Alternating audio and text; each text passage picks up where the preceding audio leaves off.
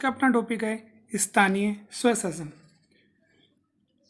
तो स्थानीय स्वशासन की हम बात करें, सबसे पहले हम अर्थ की बात करते हैं कि मूल रूप से इसका क्या अर्थ है।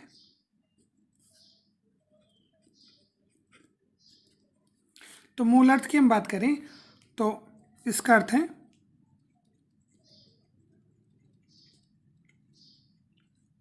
लोकतांत्रिक विकेंद्रीकरण से।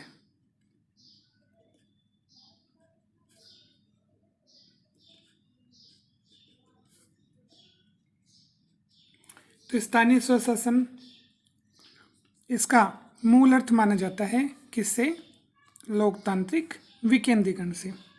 कहने का मतलब क्या हुआ? कहने का मतलब ये हुआ कि लोकतंत्र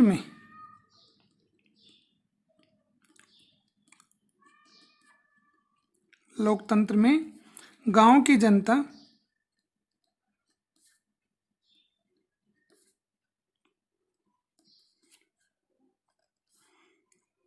की भागीदारी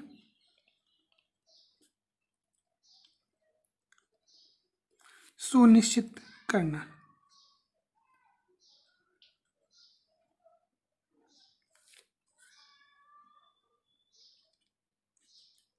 तो इस प्रकार से अगर हम देखें तो स्थानीय स्वशासन जो है उसका मूल अर्थ हो गया कि लोकतांत्रिक विकेंद्रीकरण।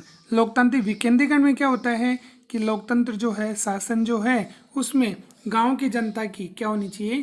भागीदारी होनी चाहिए। कि शासन को चलाने वाले जो लोग हैं उन्हें चुनने वाला कौन होना चाहिए? उन्हें चुनने वाले गांव के लोग होने चाहिए। यही है लोकतांत्रिक विकेंद्रीकरण। अब हम बात कर लेते हैं कि स्थानीय स्वशासन का जनक किसे माना जाता है।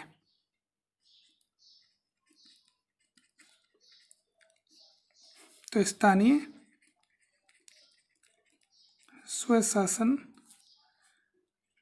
का जनक, स्थानीय स्वशासन के जनक की बात करें तो इसका जनक माना जाता है लॉर्ड रिपन को। स्थानीय स्वशासन का जनक किसे माना जाता है? लॉर्ड रिपन को। ऐसा क्यों? तो इन्होंने देखो 1882 में जिला बोर्ड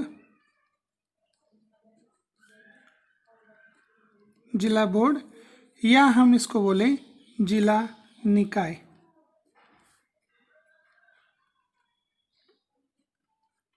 तो 1882 में इन्होंने क्या किया? जिला बोर्ड या जिला निकाय का प्रस्ताव रखा।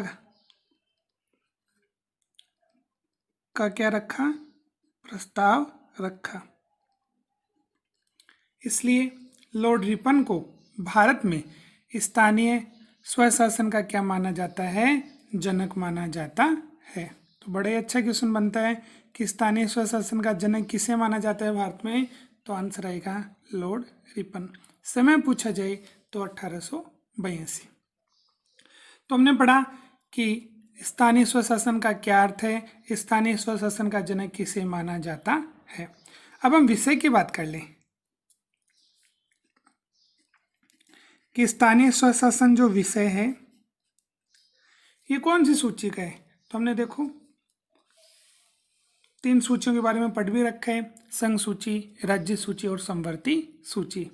अब स्थानीय स्वशासन की बात करें तो ये विषय कौन सी सूची में आता है? राज्य सूची में आता है।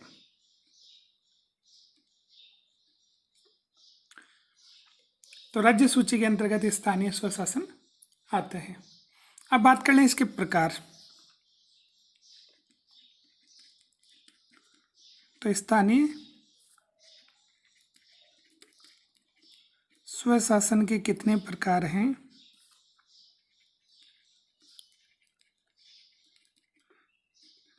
तो स्थानीय स्वशासन के 2 प्रकार माने गए हैं।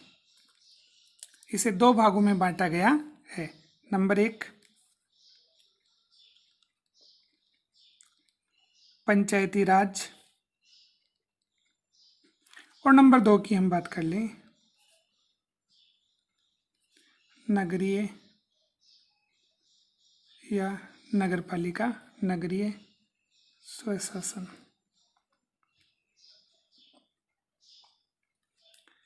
स्थानीय स्वशासन के कितने प्रकार हैं? 2 प्रकार हैं, एक तो पंचायती राज और दूसरा नगरपालिका या फिर नगरीय स्वशासन। अब पंचायती राज जो है इसको तो वर्तमान में माना जाता है, ये तो कौन सी सरकार है? गांव की सरकार।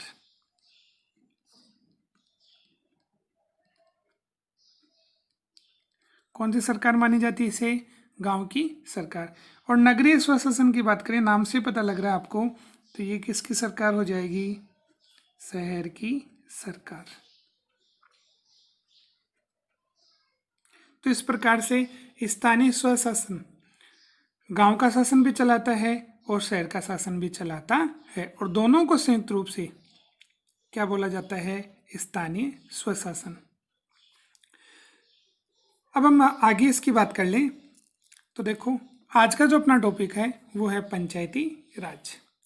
पंचायती राज की हम बात करें तो आज का अपना टॉपिक है पंचायती राज।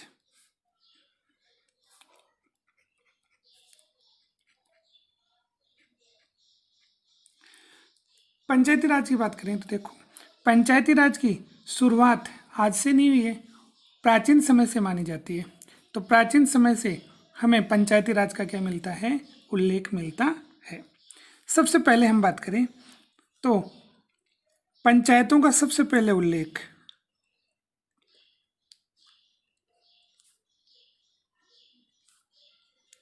पंचायतों का सबसे पहले उल्लेख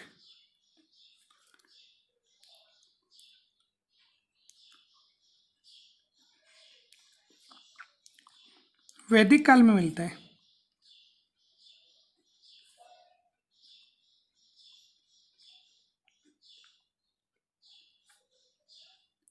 तो पंचायतों का सबसे पहले उल्लेख हमें कहाँ मिलता है? वैदिक काल में मिलता है।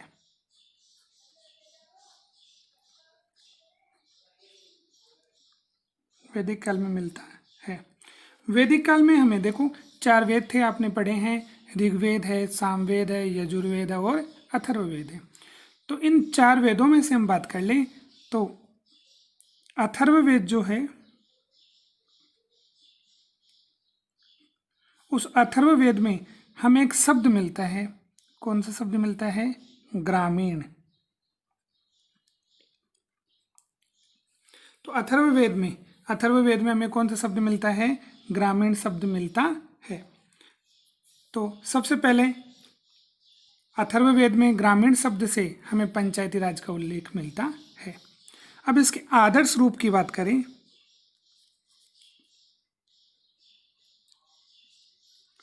तो पंचायतों का आदर्श रूप, इनका जो मॉडल था सबसे अच्छा,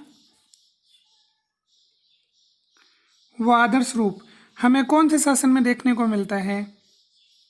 तो शासन आ जाएगा चोल वंश या चोल शासन।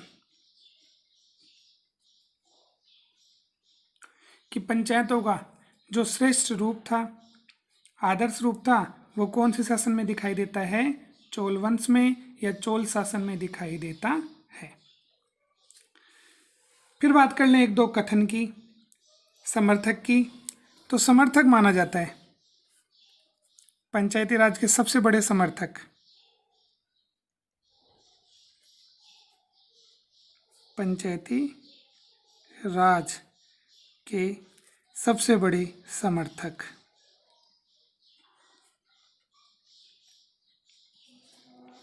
पंचायती राज के सबसे बड़े समर्थक एक तो गांधी जी को माना जाता है और दूसरा नेहरू जी को माना जाता है। इन दोनों को सबसे बड़ा समर्थक माना गया है किसका? पंचायती राज का। अब कुछ हम परिभाषाओं की बात कर लेते हैं, किससे संबंध में है? पंचायती राज से संबंधित हैं। तो एक तो हम गांधी जी की बात करते हैं कि गांधी जी ने पंचायती राज के बारे में क्या कहा? तो गांधी जी ने पंचायती राज के बारे में कहा कि भारत की आत्मा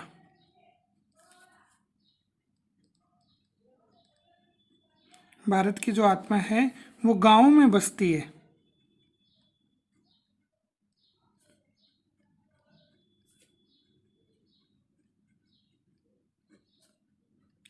भारत की आत्मा कहाँ पर बसती है? भारत की आत्मा गांव में बसती है। किसने कहा? गांधी जी ने कहा। एक विद्वान आते हैं, इतिहासकार आते हैं, जिनका नाम है अल्टेकर।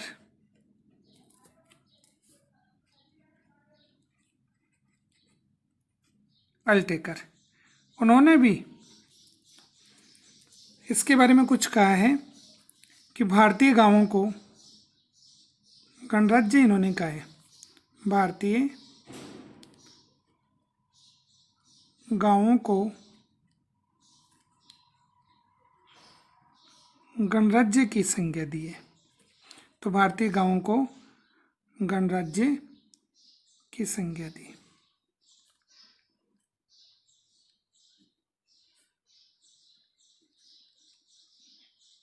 तो भारतीय गांवों को गणराज्य की संज्ञा किसने दी? अल्टेकर ने दी। अब बात कर लेते हैं संविधान में क्या हमें इसका उल्लेख मिलता है? पंचायती राज का, पंचायती राज से संबंधित उल्लेख मिलता है। तो जब संविधान की हम बात करें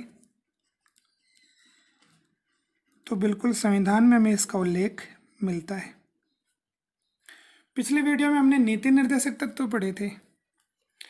तो नीति निर्देशक तत्वों में हमने पढ़ा था अनुच्छेद 40। तो अनुच्छेद 40 जो है वो हमें बताता है, किसके बारे में बताता है? पंचायती राज के बारे में बताता है। तो अनुच्छेद 40 में उल्लेख किसका मिलता है? तो अनुच्छेद 40 में उल्लेख मिलता है ग्राम पंचायतों का गठन।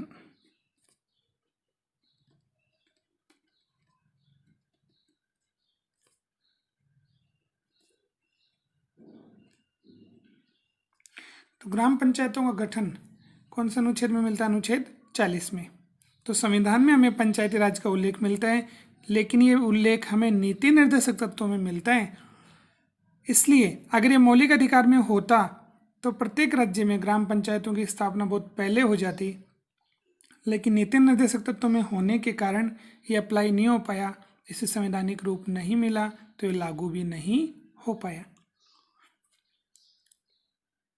अब हम बात करते हैं सामुदायिक विकास कार्यक्रम की। सामुदायिक विकास कार्यक्रम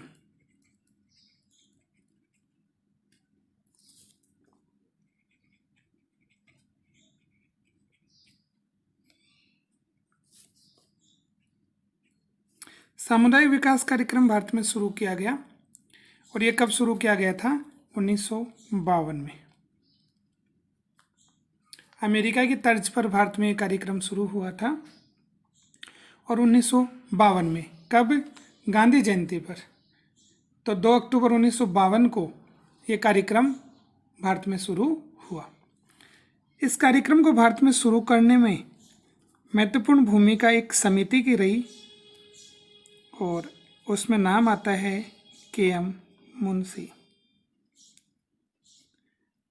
तो सामुदायिक विकास कार्यक्रम को भारत में शुरू करने के लिए के.एम. मुंशी समिति ने अपनी सिफारिश दी थी, अपने सुझाव दिए थे। तो इनकी सिफारिश पर, इनके सुझाव पर भारत में 1952 में 2 अक्टूबर को सामुदायिक विकास कार्यक्रम की शुरुआत की गई। अब इस कार्यक्रम का उद्देश्य क्या था? कार्यक्रम क्यों शुरू किया गया था? तो इसका उद्देश्य था कि ग्रामीण स्तर पर जनता की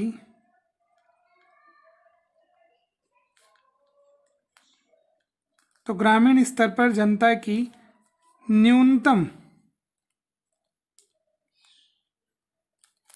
आवश्यकताओं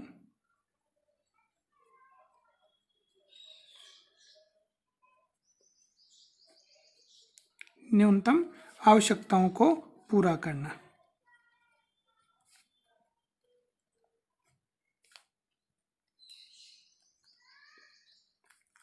तो उद्देश्य ये था कि ग्रामीण क्षेत्र में जो लोग रह रहे हैं उन लोगों की जो न्यूनतम आवश्यकताएं हैं उन आवश्यकताओं को क्या करना था, पूरा करना था, जिसके लिए 1952 में यह कार्यक्रम शुरू किया गया। अब इसके परिणाम की बात कर लें कि क्या ये अपने उद्देश्य में सफल रहा, ग्रामीण क्षेत्र में लोगों की न्यूनतम आवश्यकताओं को पूरा किया गया। तो ये प्रोग्राम, ये कार्यक्रम असफल रहा।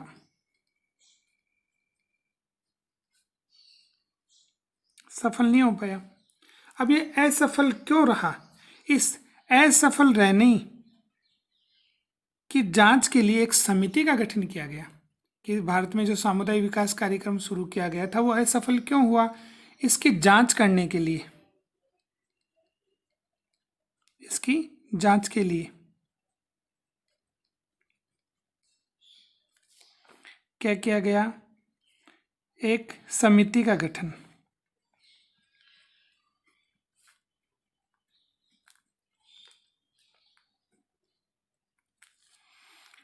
तो इसकी जांच के लिए एक समिति का गठन किया गया और इस समिति का क्या नाम था? बलवंत राय मेहता समिति।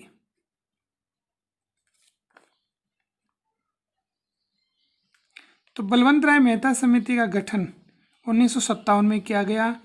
क्यों किया गया था कि सामुदायिक विकास कार्यक्रम आखिर असफल क्यों रहा? तो इसके लिए बलवंत राय मेहता समिति का गठन किया गया। अब बात कर लेते हैं हम बलवंत राय मेहता समिति।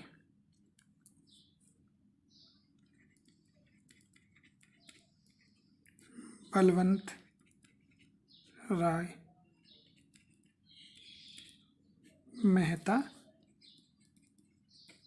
समिति। बलवंत राय मेहता समिति का समय हमें पता है। ये समिति कब आई थी? 1957 में। तो 1957 में इसका क्या किया गया? गठन किया गया। अब इन्होंने अपनी सिफारिश में क्या कहा? तो इनकी सिफारिश हम देखें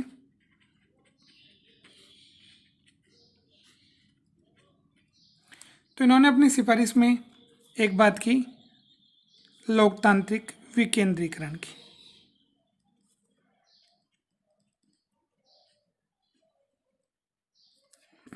लोकतांत्रिक विकेंद्रीकरण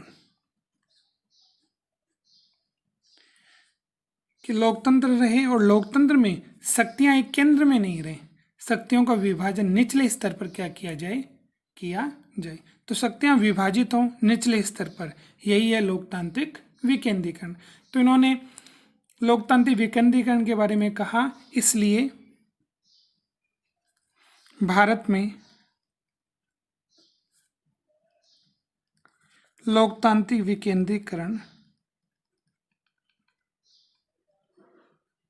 भारत में लोकतांत्रिक विकेंद्रीकरण का जनक बलवंत राय मेहता को माना जाता है। तो बड़ा अच्छा क्वेश्चन बनता है कि भारत में लोकतांत्रिक विकेंद्रीकरण का जनक किसे माना जाता है? तो बलवंत राय मेहता को माना जाता है। तो इन्होंने ही सबसे पहले बात की कि भारत में लोकतांत्रिक विकेंद्रीकरण बना रहे। एक तो इन्होंने ये कहा, दूसरा इन्होंने क्या कहा कि त्रिस्तरीय पंचायती राज की व्यवस्था होनी चाहिए। त्रिस्तरीय पंचायती राज की व्यवस्था होनी चाहिए। त्रिस्तरीय पंचायती राज मतलब पंचायती राज कितने भागों में होना चाहिए? 3 भागों में होना चाहिए। एक तो इन्होंने कहा कि ग्राम स्तर पर होना चाहिए, दूसरा इन्होंने कहा खंड स्तर या ब्लॉक स्तर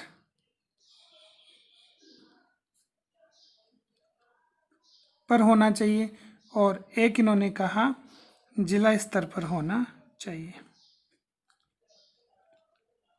तो इस प्रकार से अपनी रिपोर्ट में इन्होंने कहा कि त्रिस्तरीय पंचायती राज की व्यवस्था होनी चाहिए जो ग्रामीण स्तर पर हो, ब्लॉक या खंड स्तर पर हो और जिला स्तर पर हो।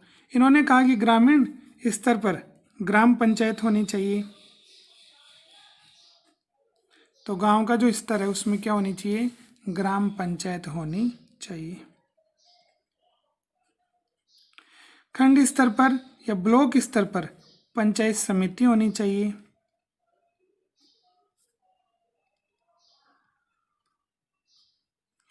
और जिला स्तर पर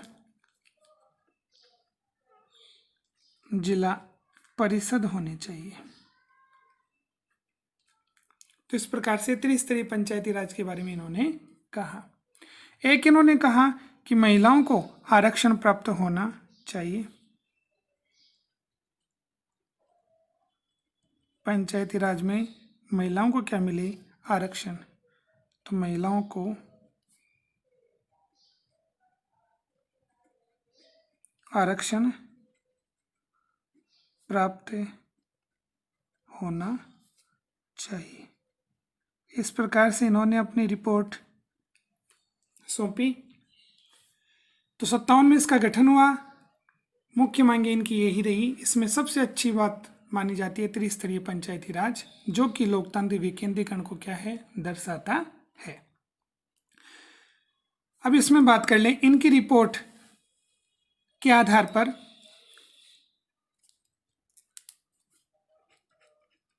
इनकी रिपोर्ट के आधार पर 1958 में, तो एक साल बाद में ही,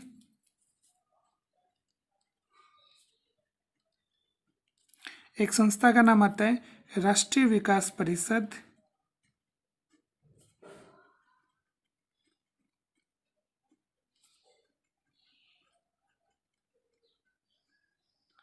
राष्ट्रीय विकास परिषद, शॉर्ट में इसको बोलते हैं एनडीसी। तो राष्ट्रीय विकास परिषद 1958 में इन्होंने क्या किया कि राष्ट्रीय विकास परिषद ने इनकी सिफारिशों को स्वीकार कर लिया।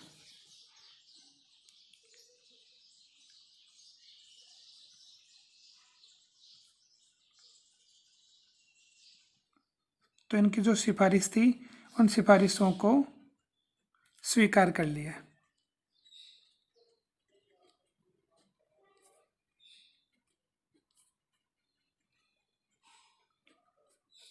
अब जब ऐसा हुआ तो इस त्रिस्तरीय पंचायती राज से प्रभावित होकर के इसे लागू करने का काम सर्वप्रथम किसने किया, राजस्थान ने किया। तो त्रिस्तरीय पंचायती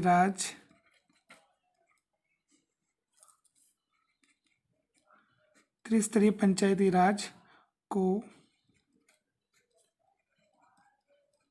लागू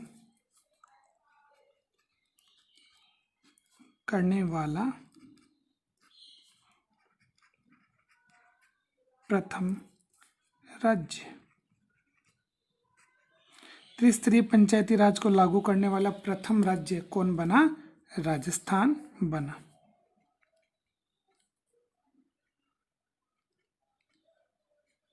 तो उन्होंने तो अपनी रिपोर्ट में कहा था कि त्रिस्तरीय पंचायती राज लागू होना चाहिए। तो इसे लागू करने वाला प्रथम राज्य कौन बना, राजस्थान बना। राजस्थान ने इसे कब लागू किया, तो 2 अक्टूबर 1959 में लागू किया। राजस्थान में कहाँ पर लागू हुआ, तो नागौर जिला आता है। उस नागौर जिले के बगदरी गांव में।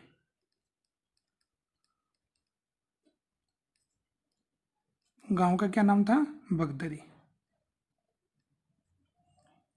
अब इसका उद्घाटन किसने किया,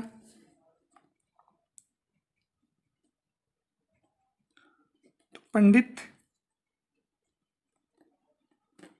जवाहरलाल नेहरू के माध्यम से इसका क्या किया गया, उद्घाटन किया गया। ठीक है। तो यहाँ पर बड़े अच्छे क्वेश्चन बनते हैं कि भारत में सर्वप्रथम त्रिस्तरीय पंचायती राज को लागू करने वाला प्रथम राज्य कौन सा था? राजस्थान था। कब लागू हुआ? 2 अक्टूबर 1959 में लागू हुआ। कहाँ पर लागू हुआ? नागौर। और नागौर में कौन से गांव में? बगदरी गांव में। इसका उद्घाटन किसने किया? तो पंडित जवाहरलाल नेहरू ने किया। तो इस प्रकार से त्रिस्तरीय पंचायती राज को लागू करने वाला प्रथम राज्य तो कौन हो गया? राजस्थान हो गया। अब इसी त्रिस्तरीय पंचायती राज को लागू करने वाला दूसरा राज्य कौन सा था?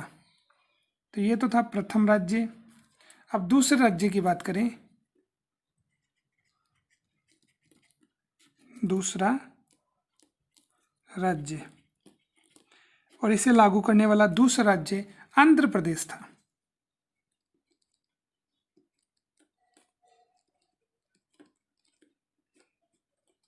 आंध्र प्रदेश में कब लागू हुआ था? तो 11 अक्टूबर 1959 को। तो कुछ दिन बाद में 2 अक्टूबर को तो राजस्थान में हुआ और 11 अक्टूबर को कहाँ पर हुआ? आंध्र प्रदेश राज्य में हुआ। अब देखो, ये लागू तो हो गया, लेकिन यहाँ पर इस रिपोर्ट को स्वीकार भी कर लिया गया राष्ट्रीय विकास परिषद के माध्यम से कि भारत में त्रिस्तरीय पंचायती राज होना चाहिए, लेकिन कोई संवैधानिक ऐसे रूप नहीं मिला। इसलिए हम बात कर लें तो भारत में देखो 1960 से लेकर के, कब से लेकर के? 1960, ठीक है, 1960 से लेकर के 1976 तक कोई ध्यान नहीं दिया गया। किसकी ओर ध्यान नहीं दिया गया? तो पंचायती राज, पंचायती राज व्यवस्थाओं की ओर, पंचायती राज व्यवस्थाओं की ओर किसी प्रकार का कोई ध्यान नहीं दिया गया। अब इसके मॉडल भी इन्होंने जो त्रिस्तरीय मॉडल बताया था किसने? बलवंत राय मेहता ने। तो पूरे भारत में अलग अलग इसके मॉडल रहे। तो समय समय पर विभिन्न समितियों का गठन किया गया जिन्होंने अपनी रिपोर्ट में अपने सुझाव दिए कि भारत में पंचायती राज का मॉडल यह होना चाहिए। भारत में समय समय पर कुछ समितियों का गठन किया गया जिन्होंने अपनी रिपोर्ट सरकार को सौंपी कि किस प्रकार का मॉडल होना चाहिए, पंचायतों को किस प्रकार से अधिकार मिलने चाहिए। तो हम बात कर लेते हैं अशोक मेहता समिति की।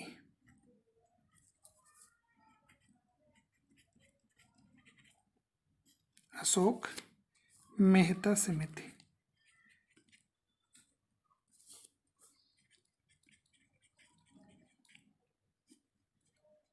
इस समिति का गठन कब हुआ था? तो 1977 में। 1977 में एक समिति का गठन किया गया था जिसे अशोक मेहता समिति कहा जाता है। अब इस समिति ने भी अपनी कुछ सिफारिश दी, कुछ सुझाव दिए, जिसमें से पहला सुझाव माना जाता है, जो सबसे ज़्यादा इम्पोर्टेंट माना गया, कि इन्होंने द्विस्तरीय पंचायती राज, इन्होंने द्विस्तरीय पंचायती राज संस्थाओं का क्या किया? उल्लेख किया। तो द्विस्तरीय पंचायती राज संस्थाओं का उल्लेख किया। एक तो सर्वोच्च स्तर पर तो कौन हो जाएगी? जिला परिषद, ठीक है।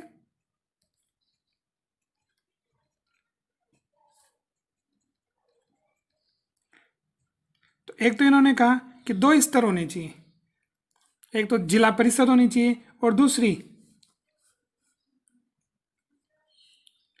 मंडल पंचायत होनी चाहिए। दूसरी कौन सी होनी चाहिए? मंडल पंचायत। तो इस प्रकार से 2 स्तर होने चाहिए, सर्वोच्च स्तर पर जिला परिषद और निचले स्तर पर मंडल पंचायत। तो यहाँ पर बड़ा अच्छा क्वेश्चन बनता है कि किस समिति ने पंचायती राज से संबंधित द्विस्तरीय की बात की? तो अशोक मेहता समिति ने, इन्होंने 2 स्तर बताए। एक इन्होंने अपनी सिफारिश में क्या कहा कि जिले का जो मालिक होता है, कौन होता है? जिला कलेक्टर, जिसका दूसरा नाम जिलाधीश भी होता है। तो जिला कलेक्टर सहित सभी जो अधिकारी हैं ठीक है।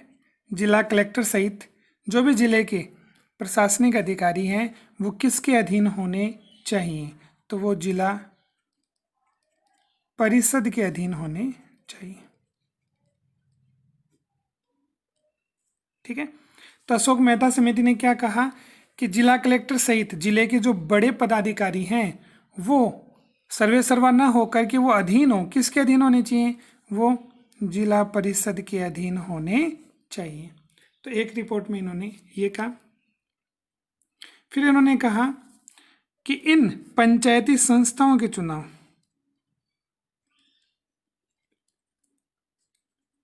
कि पंचायतों के जो चुनाव हैं, इन संस्थाओं के चुनाव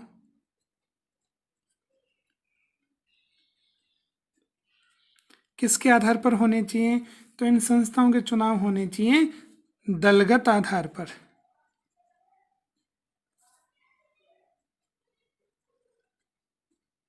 इससे क्या तात्पर्य है? तो दलगत आधार से अभिप्राय है, जैसे आप नाम सुनते हो Congress party, BJP party, Basapa party, तो ये जो बहुत सारी राजनीतिक जो पार्टियां हैं, इन पार्टियों के माध्यम से पंचायती संस्थाओं के चुनाव, पंचायती राज के चुनाव होने चाहिए। ऐसा किन्होंने कहा?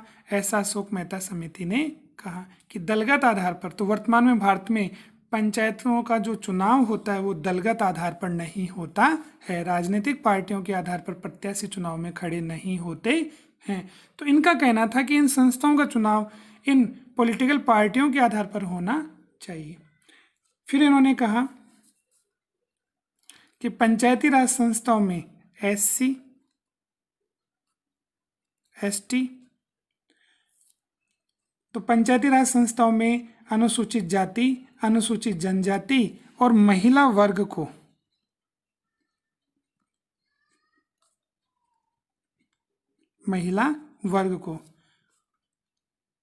क्या प्राप्त होना चाहिए?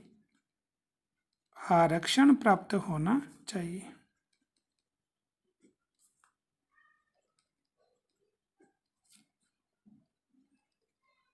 और ये आरक्षण उनको उनकी जनसंख्या के आधार पर प्राप्त होना चाहिए। एक इन्होंने कहा कि पंचायती राज व्यवस्थाओं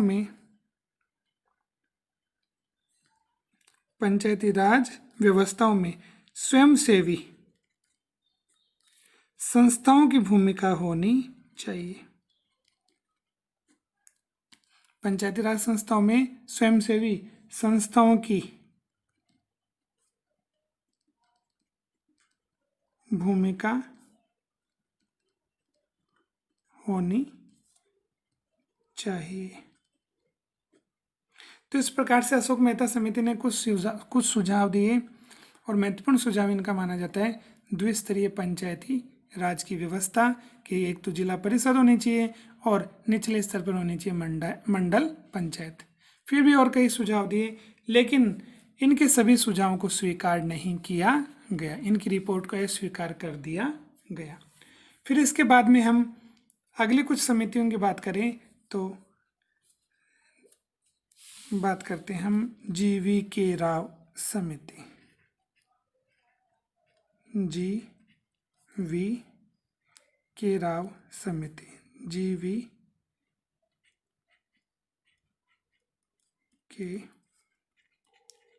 राव समिति।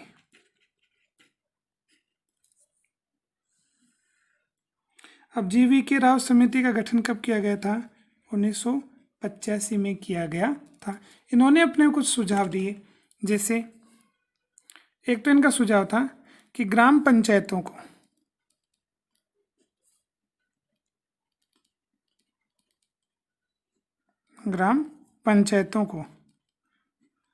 वित्तीय अधिकार ज़्यादा से ज़्यादा दिए जाने चाहिए। तो ग्राम पंचायतों को वित्तीय शक्तियां, वित्तीय अधिकार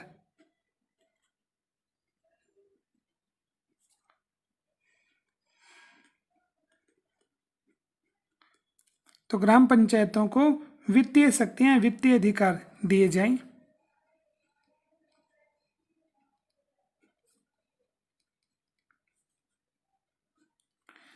एक इन्होंने कहा राज्य वित्त आयोग का गठन किया जाना चाहिए। राज्य वित्त आयोग का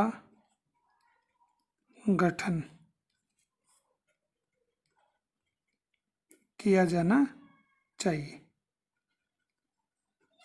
ठीक है। एक इन्होंने कहा कि इन संस्थाओं का कार्यकाल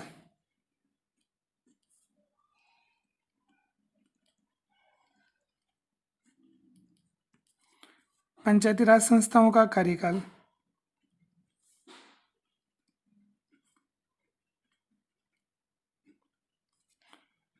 कितना, 8 वर्ष। ये देखो अलग ही बात कर रहे हैं कि 5 वर्ष नहीं होना चाहिए बल्कि कितना होना चाहिए, 8 वर्ष होना चाहिए। तो इन संस्थाओं का कार्यकाल 8 वर्ष हो, ऐसा इन्होंने अपनी रिपोर्ट में कहा। तो GV राव समिति का गठन 1985 में किया गया। इन्होंने अपनी रिपोर्ट में कहा कि ग्राम पंचायतों को ज़्यादा से ज़्यादा वित्तीय अधिकार, वित्तीय शक्तियाँ दी जाएं। फिर इन्होंने कहा कि राज्य वित्त आयोग जो कि पैसे का बंटवारा करेगा, ग्रामीण संस्थाओं को पैसा ज़्यादा मिले, तो राज्य वित्त आयोग का गठन किया जाना चाहिए और इन संस्थाओं का कार्यकाल कितना हो, 8 वर्ष होना चाहिए। तो इस प्रकार से इसके बाद में अगली समिति हम पढ़ते हैं LM सिंघवी समिति।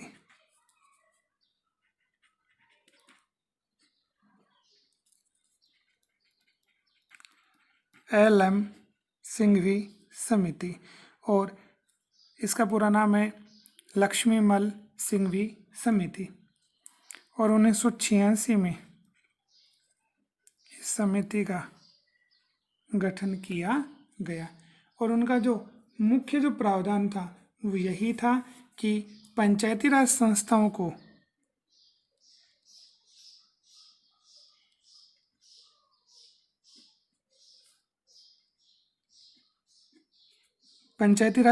को संवैधानिक दर्जा दिया जाए।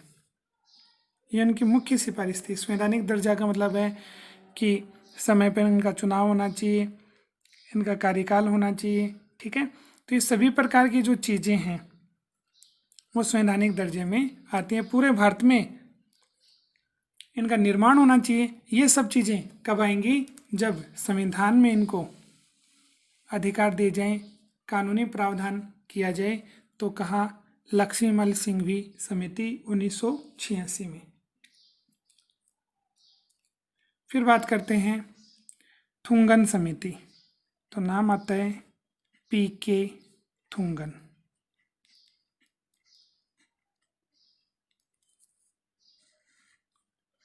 और ये समिति 1988 में। इन्होंने भी हूबहू वैसी बात कही जो बात किसने कही थी, तो LM सिंघवी समिति ने जो बात कही वही बात किसने कही, थुंगन समिति ने। इन्होंने भी बात की थी किसकी, कि पंचायती राज संस्थाओं को संवैधानिक दर्जा दिया जाए। ये किसने कहा, PK थुंगन समिति ने। तो इस प्रकार से आज हमने कुछ जानकारी प्राप्त की पंचायती राज संस्था से संबंधित। अगले वीडियो में हम पढ़ेंगे पंचायती राज संस्थाओं से संबंधित संविधान में कौन सा संशोधन किया गया और उसके प्रमुख प्रावधान या प्रमुख विशेषताएं कौन कौन सी थी।